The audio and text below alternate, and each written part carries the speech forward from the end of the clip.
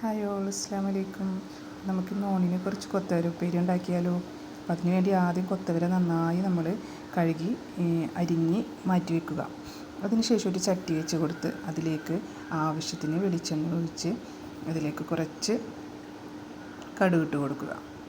കടുക് ഇട്ട് കഴിഞ്ഞിട്ട് നമ്മളതിലേക്ക് കുറച്ച് സവാളയും കുറച്ച് 2 ഉണക്കമുളക് ഇട്ടിട്ടുണ്ട് ഞാൻ. അത് നന്നായി ഒന്ന് വഴറ്റിയെടുത്ത് അതിലേക്ക് കുറച്ച് മുളക് പൊടി ഇട്ട് കൊടുക്കുക.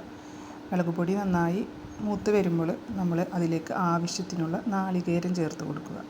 നാളികേരം ചേർത്ത് അത് നന്നായി മൂപ്പിച്ചെടുക്കുക.